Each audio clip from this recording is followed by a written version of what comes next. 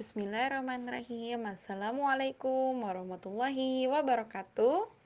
Alhamdulillah, Allah berikan lagi kesempatan kita nak ya untuk berjumpa dalam pembelajaran tematik kelas 4 Al-Aqsa, An-Nabawi, dan Kuba.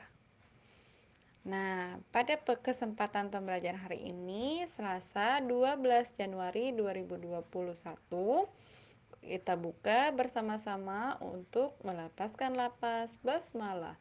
Bismillahirrahmanirrahim.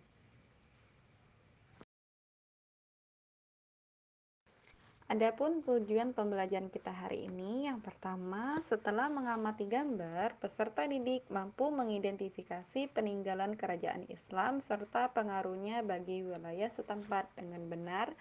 Yang kedua, setelah menonton video pembelajaran, peserta didik dapat mengomunikasikan peninggalan kerajaan pada masa Islam dan pengaruhnya di wilayah setempat dengan baik.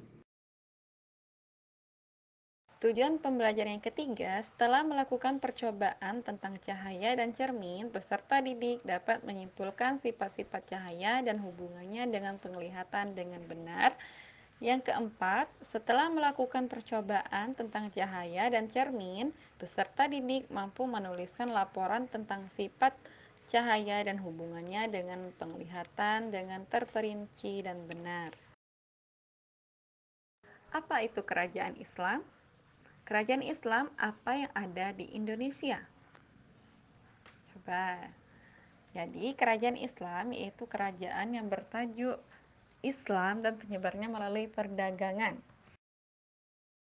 Nah, coba amati gambar berikut.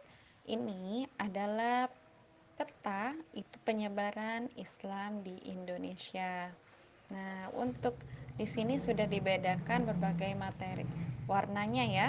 Jadi bisa dibedakan pada abad ke-13 dan abad ke-14 dia penyebaran Islamnya itu berwarna hijau. Yang ke abad 15 itu hijau agak tua. Abad ke-16 itu warna kuning. Nah, abad ke-17 dan 18 itu kehijauan lebih muda ya. Ini bisa diperhatikan ya nak ya. Jadi kalau kita di Sumatera Selatan itu sekitar abad kehijauan ya. Berarti itu abad ke berapa? Iya, abad ke-15 dan juga di sininya ada abad ke-16.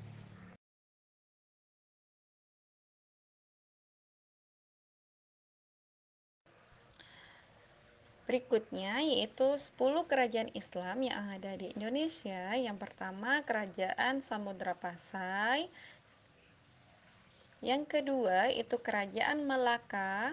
Yang ketiga Kerajaan Aceh. Yang keempat Kerajaan Demak dan Pajang. Yang kelima Kerajaan Banten. Lanjut.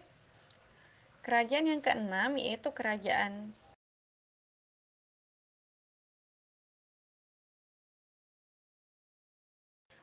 kerajaan yang keenam yaitu Kerajaan Cirebon, ketujuh Kerajaan Mataram, delapan Kerajaan Goa atau Goa Talo, 9 Kerajaan Ternate dan Tidore, 10 Kerajaan Banjar.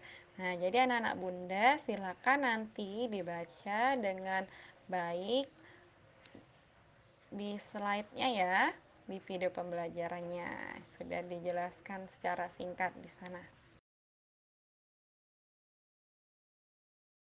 Nah, Bunda akan menjelaskan beberapa raja dari dua kerajaan yang berbeda. Nah ya, yang pertama coba perhatikan gambar berikut. Nah, kira-kira itu siapa ya? Ada yang tahu? Oke, itu gambar yang di samping adalah namanya Sultan Hasanuddin. Itu merupakan raja ke-6 dari kerajaan Goa. Nah, Sultan Hasanuddin juga mendapatkan julukan sebagai ayam jantan dari timur oleh Belanda karena keberaniannya. Lanjut, Sultan Hasanuddin yaitu wafat pada tanggal 12 Juni 1670 atau 1670. Beliau dimakamkan di kompleks pemakaman Raja-Raja Goa di Katangka, itu Makassar. Nah, untuk cerita lebih lengkapnya, silakan anak-anak Bunda nanti membaca buku di buku tematiknya, nak ya. Tema 4E, Pahlawanku, halaman 40 sampai 41. Cukup dibaca aja kalau masih penasaran dengan ceritanya. Oke, perhatikan juga gambar yang kedua. Kira-kira ini raja siapa ya namanya? Nah, itu adalah Raja Sultan Ishak Iskandar Muda yang merupakan raja dari Kesultanan Aceh Darussalam. Nah, perjuangan yang dilakukan beliau itu pertama berani melawan penjajah, kedua membangun militer yang kuat, yang ketiga Aceh mencapai kejayaannya. Sedangkan untuk sikap yang bisa diteladaninya itu atau yang bisa kita teladani yaitu yang pertama cinta tanah air, pantang menyerah, kerja keras dan anti penjajahan.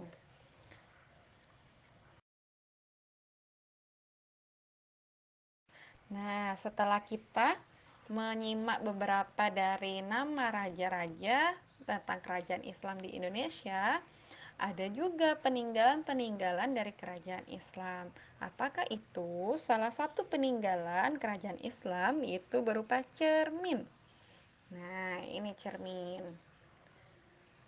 Bentuknya ini ya, saat kerajaan terdahulu bentuk cerminnya itu seperti ini kira-kira. Nah, lanjut. Apa fungsi cermin? Fungsinya atau manfaatnya yaitu memantulkan cahaya sehingga kita dapat melihat bayangan. Nah, di sini ada contoh percobaan ya.